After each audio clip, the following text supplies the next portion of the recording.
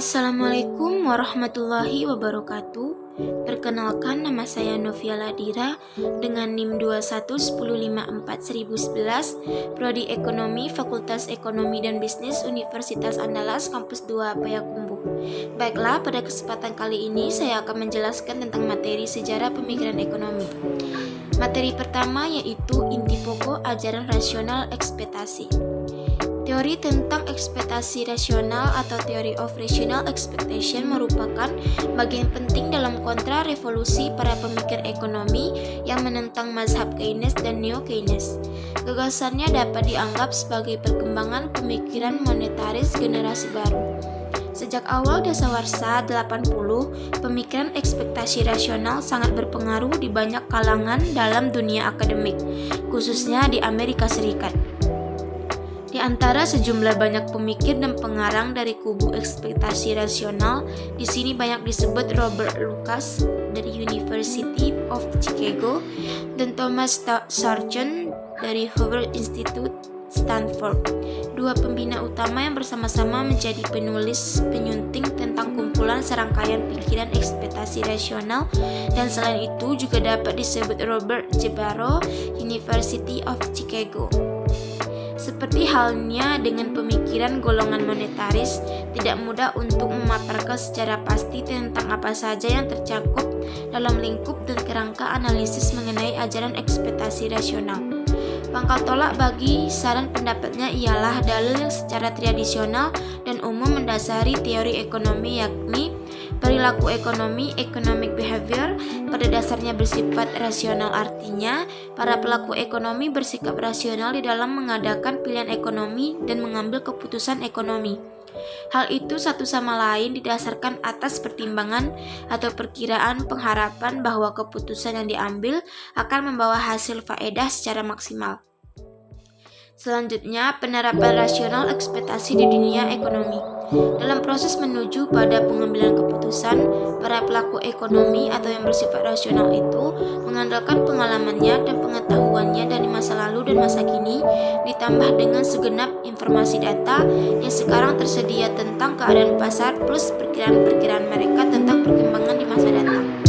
Berdasarkan dukungan model-model ekonometrik yang canggih dan amat kompleks, diusahakan untuk melakukan perkiraan atau penilaian tentang nilai-nilai di masa depan yang menyangkut berbagai rupa variabel.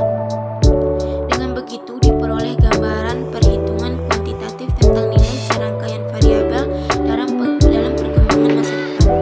Bobot pengaruh dan peranan perhitungan kuantitatif yang dimaksud harus ditambahkan pada faktor-faktor kekuatan konvensional sekitar penawaran permintaan plus peran ekspektasi atau perkiraan kuantitatif tadi.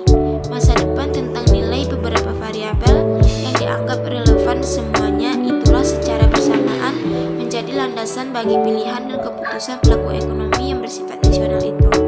Selanjutnya, kegagalan rasional ekspektasi. Kelemahan pokok yang melekat pada kerangka landasan pemikiran masa klasik juga merupakan kelemahan yang mendasari seperangkat pemikiran kelompok ekspektasi rasional.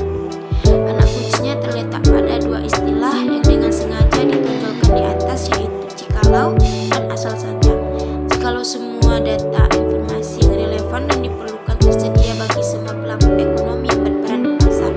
Asal saja dengan dibekali oleh informasi itu, semua pelaku ekonomi juga sama-sama mampu untuk memanfaatkannya secara rasional. Selanjutnya, kritik Karl Marx terhadap kapitalis. Sistem ekonomi kapitalisme lebih mengandalkan modal atau kapital sebagai kekuatan dalam kegiatan produksi dengan mengasumsikan bahwa tanpa adanya modal, maka kegiatan produksi tidak akan berjalan dan memposisikan faktor tenaga kerja sama kedudukannya dengan faktor produksi lainnya. Dengan asumsi tersebut, secara otomatis memunculkan kelas dalam setiap produksi, yaitu kelas majikan dan kelas buruh. Marx menilai bahwa sistem ekonomi kapitalisme telah melakukan eksploitasi terhadap kaum buruh.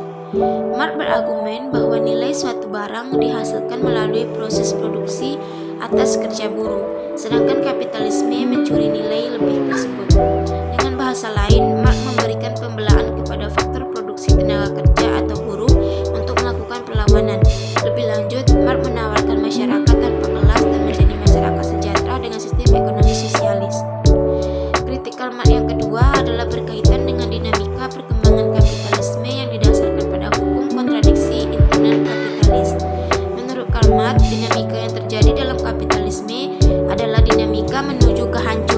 sistem itu sendiri. Perbaikan-perbaikan yang bertujuan untuk mengurangi kontradiksi yang ada tidak akan mampu memecahkan kontradiksi itu. Hal ini disebabkan kontradiksi-kontradiksi itu adalah esensi dari sistem kapitalisme.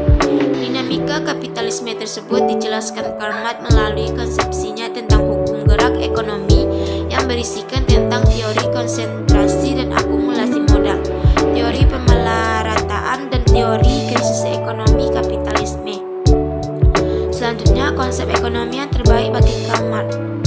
Pemikiran Karl Marx di bidang teori ekonomi berpangkal pada teori tentang nilai dan harga yang sebelumnya diungkapkan oleh David Ricardo, yaitu teori nilai yang bersumber pada pekerjaan tenaga manusia yang terlibat dalam produksi barang.